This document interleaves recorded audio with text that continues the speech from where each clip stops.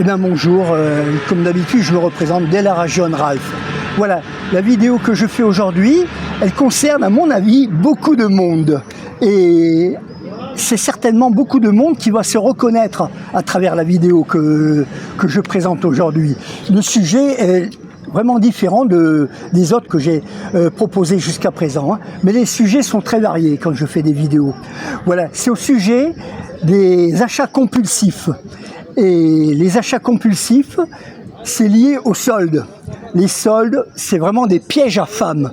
Heureusement pour moi, je suis un homme, mais je ne tomberais pas si j'étais une femme dans le panneau, comme toutes les autres femmes dans le panneau des achats compulsifs à cause des soldes. Par exemple, j'ai une amie, bon, elle s'est éloignée, là, hein, elle est partie pour quelque chose, heureusement. Alors un jour, elle me dit, voilà, c'est la période des soldes, il faut en profiter avant qu'il n'y en a plus. Il y a 50%, même jusqu'à 70% de soldes, là, dans tel magasin. J'ai repéré pas mal de trucs. Tu peux venir voir, il y a peut-être des choses qui t'intéressent. Je dis, oh, moi, il y a rien qui m'intéresse. Moi, tu connais, tu sais comment je vis, hein. Elle me dit, non. En fait, elle avait besoin de quelqu'un pour, en prévision de lui porter ses valises, enfin ses achats, hein. Alors j'ai dit bon, bah que je t'accompagne, ça me coûte rien, hein. Alors elle achète, elle voit les prix. Alors beaucoup d'articles, ce qui est le plus prisé par les femmes, automatiquement ça part en premier. Vous voyez, je parle dans les soldes, que ce soit chaussures et habillement, hein. Il faut dans ce contexte, parce qu'il y a des soldes, même pour de l'électroménager ou autre. Là, je pars dans l'habillement. Alors là, c'est vraiment le vrai piège à femme, hein.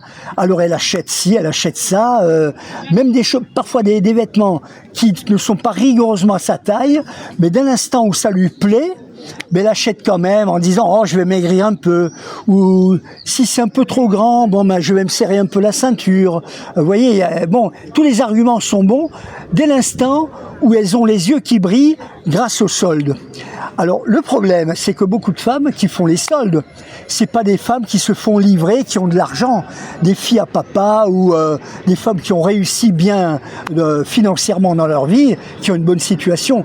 Elles, plus ou moins, elles s'en foutent des soldes, hein. Elles achètent vraiment ce qui leur plaît en exclusivité, sans regarder le prix. C'est normal, hein, elles profitent de la vie de cette manière-là. Elles ont de l'argent. Mais les autres, non. La majorité des autres femmes, elles n'ont pas d'argent. Elles sont à bout d'argent. Elles attendent même les soldes avant d'acheter quelque chose.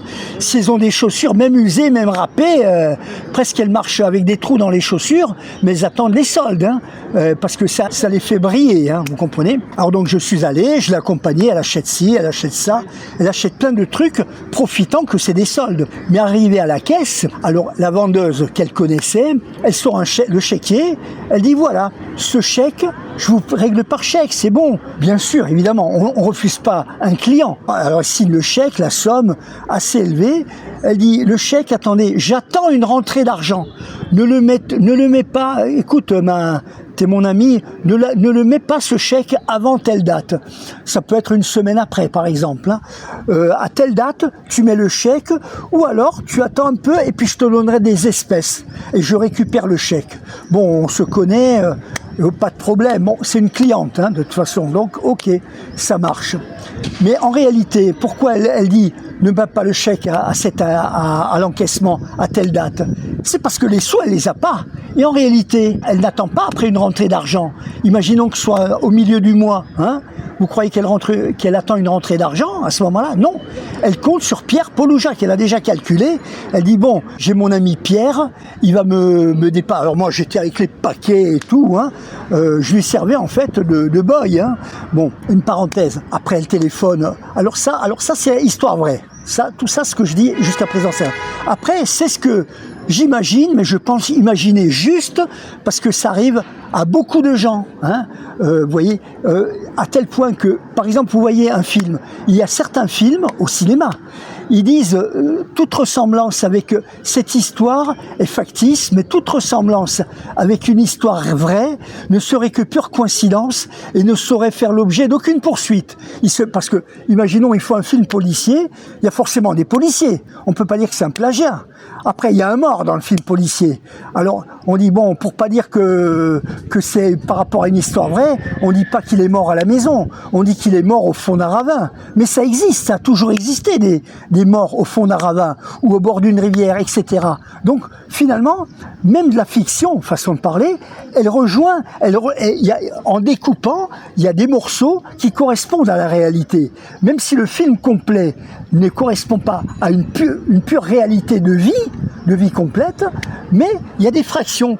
Mais vous ajoutez les fractions de chaque film où ces fractions correspondent à la réalité, vous pourriez en faire un film complet qui correspond à des vies réelles, vous comprenez, sans que ce soit pour autant un plagiat. Alors ça c'est pour une analogie. Donc maintenant je vous parle de ce qui arrive très certainement à coup sûr à beaucoup de gens qui font des achats compulsifs en conséquence, surtout les femmes. C'est un piège à femmes, elles mordent à l'hameçon, même s'il n'y a pas la mèche, hein, elles savent que c'est un hameçon, elles mordent quand même, elles sont tellement appâtées, comme des mortes de faim. Elle dit ne mets pas l'encaissement avant telle date, avant tel moment, je te donnerai des espèces à la place, ou alors je récupère le chèque, ou alors tu mets le chèque à l'encaissement à telle date. Mais après, qu'est-ce qu'elles font? Comme elles n'ont pas l'argent, parce qu'elles ont fait comme de la folle enchère, eh ben, sur leurs achats, histoire de dire « Ah, c'est des soldes, il faut acheter maintenant, sinon après c'est trop tard, les soldes sont finis, je vais payer plein pot. » 70% de réduction. Oh putain, faut que j'achète. C'est pas quelque chose qui me plaît, mais j'achète parce qu'il y a 70% de réduction. C'est une affaire. Ça, c'est l'instinct de beaucoup de femmes, plus de femmes que d'hommes, je dis. Hein. Alors après, elle téléphone. Allô, Pierre? Oui, je sais que, bon, tu es entrepreneur, par exemple. Entrepreneur en maçonnerie, tu as des chantiers, tout ça. Je te demande pas beaucoup. Est-ce que tu peux me prêter? Je te rembourse, tu me fais confiance. Je suis une amie, hein. J'ai besoin de 300 €, j'ai fait les soldes, et c'était des affaires, après il n'y en a plus. Donc j'étais obligé d'acheter. Mais il me manque un petit chip, il me manque un petit quelque chose. Et puis l'autre, on dirait que c'est fait exprès. L'autre au bout du fil lui dit « Oh putain, si tu savais, tu me téléphones juste au moment où je suis dans une merde. Je vais sur le chantier, il n'y a plus personne, le chantier en question a fait faillite et je dois payer mes employés. Maintenant que je suis emmerdé, j'ai plus d'argent, j'ai le banquier aux trousses. Ah, je peux pas te prêter le moindre centime. » Et la femme, oh mais quand même, tu peux faire ça pour moi, quand même, je suis une amie. Écoute là, je suis dans une situation pire que toi. Si t'as pas de dette, moi j'en ai. Alors je vais pas payer avec des dettes, non. Allez, oublie-moi. Ok, bon, ben ma foi. Alors elle est encore angoissée. Elle va téléphoner à Jacques, hein, Pierre ou Paul. Allô Paul, mon ami, t'es un ami? Oui.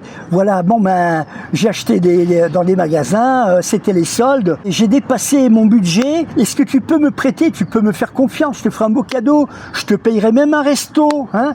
Mais je peux pas te régler tout de suite. J'attends ma paye, mais même à la paye, si elle est déjà en surendettement, elle paye avec de l'argent qu'elle n'a pas encore, hein. Ah, tu peux me prêter? Et l'autre, oh, il pleure misère. Je dis, mais j'ai pas d'argent. Tu sais bien que je suis fauché. Je suis plus pauvre que toi, tu demandes à moi, tu oses me demander à moi, qui suis plus pauvre que toi. Mais tu manques pas de culot, tu sais bien que j'ai pas d'argent. Moi, je gère mon budget. Je vis au jour le jour, je vis juste parce que je fais des prévisionnels. Toi, tu as fait des achats compulsifs, je peux pas t'aider, non, je regrette. Écoute, t'es une amie, mais je veux pas faire de toi une ennemie. Alors tu m'oublies, t'as fait des soldes, t'as fait des conneries, t'as eu l'estomac plus gros que les ventres, eh ben tu te démerdes, hein, voilà. Je regrette, mais c'est comme ça, hein. Allez, ciao, et il raccroche. Alors là, le plage de possibilités de se faire prêter de l'argent, il s'amenuise à peau de chagrin. Alors là, elle est dans la merde, la femme, hein. Elle dit, merde, mais comment je vais faire? Allez, la seule issue, allez, je vais téléphoner. Alors, j'ai téléphoné à Pierre, il peut pas. À Jacques, il n'a pas d'argent, naturellement. Peut-être à Jacques. Allez, je téléphone à Jacques. Alors, je dis, écoute, j'ai fait des achats, tout ça. Ah oui, alors lui, il le voit venir. Il connaît peut-être mieux la personne, il connaît mieux la femme. Ah, t'as fait des achats, c'est quoi? C'était des soldes.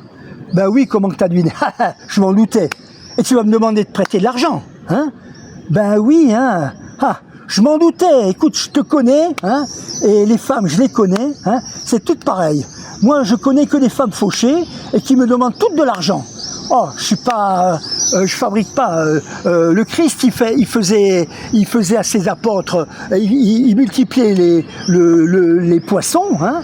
Moi, je multiplie rien du tout. Je suis pas le Christ, hein, moi. Adresse-toi au Christ ou au pape, à qui tu veux.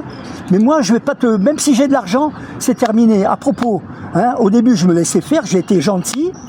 Tu as cumulé ta dette envers moi. Au début, c'était 200 €, puis 200, puis 200. Ça fait 1 an que tu me dois maintenant 1000 €. Tu les as? Au lieu de me rembourser, t'as pas honte, hein? Tu me demandes à moi, à qui t'as emprunté et qui me doit 1000 €. Tu oses me demander à moi encore de te prêter? Mais attends, mais tu me prends pour qui, hein? Tu me le mets dans le cul jusqu'aux oreilles et tu crois que je vais pas crier grâce, hein? Ah non, je peux rien faire pour toi, hein? Tes achats compulsifs, tant pis pour toi, t'es dans la merde, mais je te connais. On est amis, mais ne me demande pas un sou, hein? Ne me demande plus rien. Voilà, c'est comme ça. Ah, t'es méchant. Ah, comment? Tu me dois 1000 €, je t'ai fait confiance et maintenant que je te prête rien parce que je connais l'oiseau, je deviens méchant, hein? Alors je suis méchant parce que je te prête pas, parce que tu peux pas me le mettre dans le cul jusqu'au cerveau. Tu me l'as mis jusqu'aux oreilles. Maintenant, peut-être tu peux pas atteindre le bout qui me crève le sommet du crâne. Eh ben non, je regrette, je peux rien faire. Après la femme, alors elle est vraiment dans la détresse. Elle dit merde, à ma copine, la vendeuse, je lui ai promis que à la fin de la semaine, je pensais tellement que le premier que Pierre il allait me prêter, à défaut Jacques Paul allait me prêter. Maintenant Jacques, aucun des trois, mais c'est dingue. Et toujours ils disent tous au plus mauvais moment, hein, et pour des raisons différentes. Comment je vais faire? Ah ben la seule solution est que je vais avoir la honte. Je comptais tellement sur l'un des trois ou n'importe lequel, mais comment je vais faire? Et j'ai pas d'amis. Les autres c'est tous des clochards. Je connais que des clochards, hein. Et puis les riches ils prêtent rien, hein. Alors merde, ils prêtent qu'aux riches, hein. Et les riches ils n'ont pas besoin de se faire prêter puisqu'ils sont riches. Donc ils ont la garantie de pas avoir besoin de prêter, hein. Alors même le gars, le dernier, il dit demande à ton banquier. Et la femme en question elle dit pour une parenthèse, ah oui, mais le banquier, j'étais déjà en surendettement, il me prête plus d'argent, j'ai des dettes avec la banque, je suis en découvert. Ah bon, eh ben bravo, hein. Bon, allez, salut, hein. Alors qu'est-ce qu'elle fait la femme? Elle dit merde, j'ai de l'argent, mais pas assez pour payer. J'ai une idée, je vais jouer au casino. Alors qu'est-ce qu'elle fait?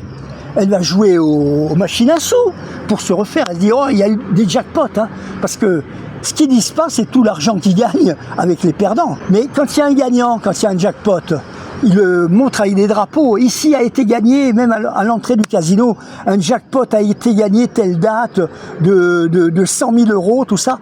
Alors ça fait rêver les gens, ça les encourage à y aller et à jouer aux machines à sous. Alors qu'est-ce que font les femmes, elles, comme ça, qui sont dans la merde? Elles essaient de se refaire une santé financière en allant jouer aux machines à sous. Alors de temps en temps, pour donner un espoir, la machine à sous, elle crache un peu d'argent. Alors il dit, ça y est, je suis en train de remonter, mais après, sur un coup gagnant, il y a 10 coups perdants. Elle joue, elle dit, bon, c'est pas ruineux, mais de 10 centimes ou de 1 € en 1 €, à la fin, elles réalisent même pas, elles se ruinent. Et après, alors elle voit, par exemple, il faut 3 poires. Imaginons, 3 poires ou 4 poires, ça gagne de l'argent. Hein, on gagne pas un jackpot mais une bonne somme qui paye largement les sommes investies petit à petit. Mais imaginons il y a une courgette, un piment, une poire et un concombre. Ça gagne rien, ça veut dire que le concombre c'est bon pour leur cul, ou le piment pour devant, la poire c'est ce qu'elle est, et voilà, et du coup comme pour dire allez, t'as perdu, hein, voilà. Alors à la fin, elle regarde si elles n'ont pas de pognon, peut-être la poche arrière, alors elles se tâtent, ben, tout ce qu'elles touchent c'est leurs fesses, parce qu'elles n'ont même plus de pièces pour continuer de jouer. Alors qu'est-ce qu'elles font? Elles partent une main devant, une main derrière, et là elles sont vraiment, elles s'enfoncent encore plus dans la merde. Alors qu'est-ce qu'elles font? Elles disent merde, comment je vais faire? C'est une amie, elle va perdre ma confiance, je vais être grillé de partout, qu'est-ce que je vais faire? Voler? Ah non, ça je sais pas faire, hein. Je pourrais même être tenté, mais non, si jamais je me fais prendre, non merci, hein. Eh ben qu'est-ce qu'elles font dans la majorité des cas? Même si c'est une femme sérieuse, hein, à qui on ne la fait pas, qu'on lui aura fait des propositions, elle dit non merci, hein, moi je suis sérieuse. Ben ces femmes sérieuses, eh ben quand elles sont endettées, surendettement, ben elles font le trottoir. Ne serait-ce que pour honorer la dette, pour sortir la tête haute, elles s'enfoncent dans la débauche, voilà. alors même qu'elles sont sérieuses. Hein. Moi, j'ai vu une fois dans un bar, bon, une femme que je voyais de temps en temps, qu'elle fréquentait le même bar, hein, une belle femme, hein, cheveux noirs, tout ça. Hein. Elle était toujours en train de gratter, vous savez, les morpions, le grattage, le machin. Et puis je voyais, bon, peut-être des coups remboursables. Mais sur le nombre, elle perdait. Après, elle est partie, elle n'avait plus d'argent, elle perdait, elle sortait. Et puis, j'habitais à proximité, pas loin. Et fatalité, elle était dans la même direction que moi. Après, j'ai bu mon café ou une boisson, je sors, je paye, je sors. Et puis, qu'est-ce que je vois? J'ai compris. Elle faisait le trottoir, et voilà. Hein. Et tout ça à cause des achats, des jeux. C'est même pas des achats compulsifs, c'est à cause du jeu. Mais souvent, les achats compulsifs en période de solde, c'est un piège à femmes, et les femmes s'y feront prendre. Elles sont appâtées par là, c'est une drogue. C'est une forme de drogue, hein, les achats, les soldes. Hein. C'est une drogue insidieuse qui ne nuit pas à la santé, mais qui nuit à la santé financière, par extension, pour celles qui n'ont pas d'argent, qui n'ont pas les reins solides, à assurer leurs achats. Voilà, c'est ça le problème. Hein. Je pense que beaucoup de gens sont dans ce cas-là. Hein. Alors, d'habitude, je ne dis pas, dites-le moi dans les commentaires ou partagez. D'habitude, c'est à vous, à votre initiative. Mais je pense que beaucoup de gens se reconnaîtront dans ça, ou ils connaissent des amis qui seront dans ce cas, et il serait bon, dans ce cas, à mon avis, de partager. Si vous avez des amis femmes ou hommes, qui se reconnaissent dans ça, dans les cas de figure, eh ben, ça serait une bonne chose. Ils en rigoleraient peut-être un peu, mais certains en riraient jaune. Mais ça serait intéressant qu'ils sachent. Je vous remercie de m'avoir écouté et à la prochaine vidéo dont les sujets sont divers, comme chaque dimanche. Merci et au revoir. Au revoir.